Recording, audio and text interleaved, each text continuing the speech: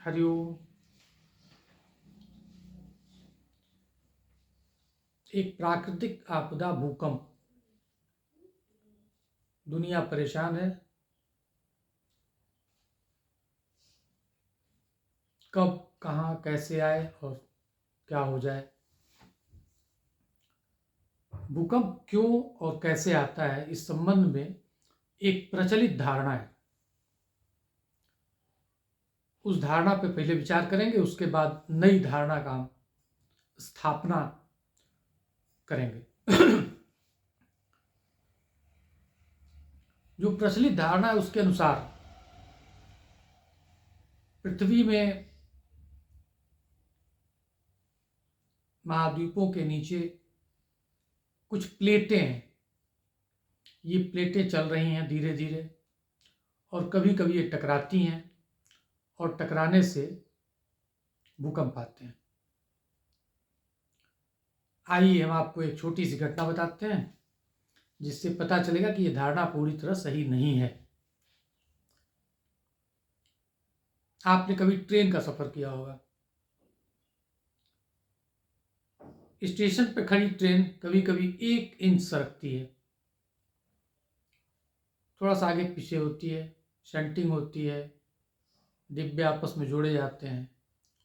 उस दौरान जब ट्रेन थोड़ी दूर और बहुत कम स्पीड से चलती है और कपलिंग आपस में टकराती है, 2 डिब्बे जोड़े जाते हैं, तो एक झटका लगता है हमको, और कभी कभी ऐसा होता है कि झटके से हम गिर जाते हैं। छोटा झटका लगा, छोटी सी बोगी है, उसमें हम छोटे से आदमी हैं, गिर गए।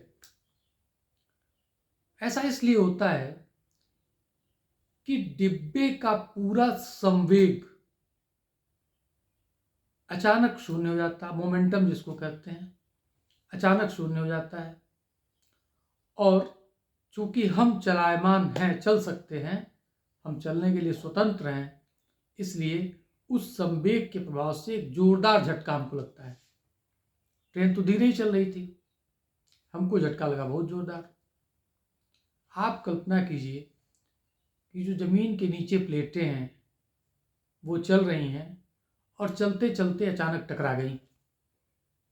उनका संवेग क्या होगा, और जब ये टक्कर होगी तो उस धरती के ऊपर जो जो कंस्ट्रक्शन होगा, जो बिल्डिंग्स होंगी, जो कारें होंगी, जो वाहन होंगे, उन पर कैसा झटका लगेगा। 2 प्लेटें आई, टकरा गई, टकरा कर रुक गई, तो इसके ऊपर जो बिल्डिंग थी वो ऐसे झटका लगा और बिल्डिंग यूं गिर गई, क्योंकि नीचे का हिस्सा उसका स्थिर था। जैसे ट्रेन में हम गिरते हैं वैसे ही बिल्डिंग गिरी।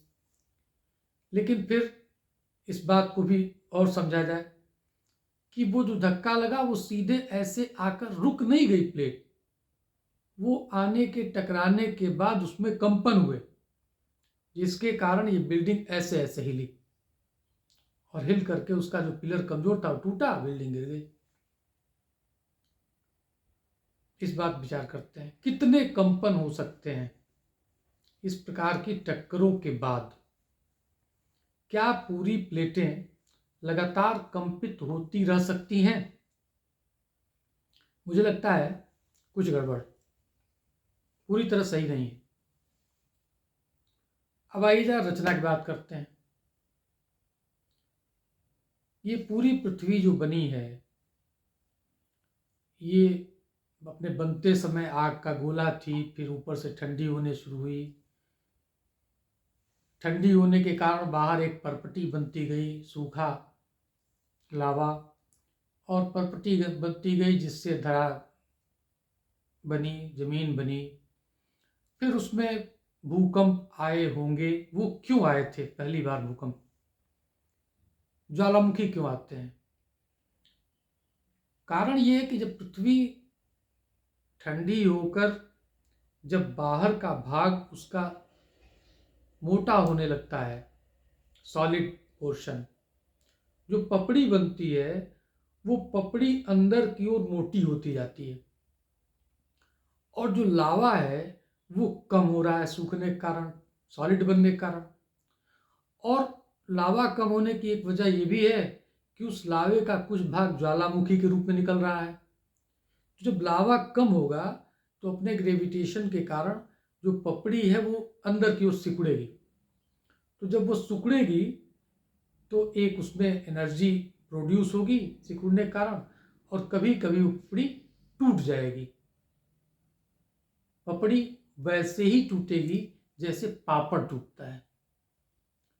पापड़ टूटने से क्या होता है कि ये पापड़ जब टूटा, ऐसे, ऐसा आपने देखा हो कभी कभी, कभी कभी किसी कंस्ट्रक्शन बारजे पर या किसी चौकी के उस भाग पर जहाँ पर नीचे से कोई आधार नहीं है, जब अधिक वजन पड़ता है तो चौकी या कंस्ट्रक्शन का भाग क्रैक होते हुए टूटता है। ऐसे, ऐसा टूटने से क्या होगा, जब टूटेगा वो तो ऊपर की पपड़ी क्रैक हो जाएगी, उसमें दरारें पड़ जाएंगी, और जब दरारें पड़ेंगी और थोड़ा सा पपड़ी मुड़ जाएगी, तो इससे क्या होगा कि उसका जो भूभाग है उसका थोड़ा सा हिस्सा समुद्र में डूब जाएगा। ये डूबने की जो घटना है, समुद्र में डूबने की घटना, इसका ध्यान भूकंप वैज्ञानिक देते ही नहीं।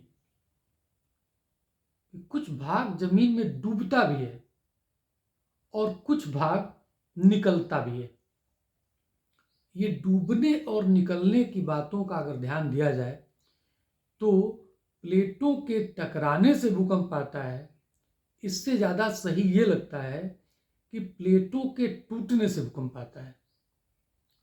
पपड़ी टूटती है, टूटने से भूकंप आते हैं, और इसका अध्ययन किया जाना आवश्यक है। पपड़ी टूटेगी और टूटने से कंपन होंगे, जैसे कोई बारजे का हिस्सा क्रैक होके टूटे, या कोई तखत, चौकी, मेज, कुछ भी जब क्रैक होता है तो जो घटना उसमें होती है क्रैक होने में, कंपनों के साथ क्रैकिंग, कुछ वैसा ही भूकंप में भी होता है। और तमाम घटनाएं हम देख चुके हैं, जैसे भारत के पास बहुत से क्षेत्र ऐसे हैं जो जमीन पहले हुआ करते थे, जैसे द्वारिका, और वो पूरी की पूरी द्वारिका समुद्र में चली गई। तो वो क्यों चली गई? इसलिए कि एक भूभाग छोटा सा डूब गया। ये प्लेटों के टकराने से संभव नहीं है। ऐसा तब होगा जब पपड़ी टूटेगी। टूटेगी तो उससे पहाड़ बन सकते हैं और भूभाग समुद्र में डूब सकता है। इसलिए इस नई धारणा पर विचार करना, और इसके अनुसार अगर इस धारणा को मान लेंगे तो मानने के बाद भूकंप की भविष्यवाणी करना थोड़ा सरल हो जाएगा। तो मेरा निवेदन ये है कि किसी प्रकार यह अगर वीडियो भूवैज्ञानिकों के पास पहुँचे तो वो एक नई धारणा पर भी विचार करें। इस निवेदन के साथ हरि ओम।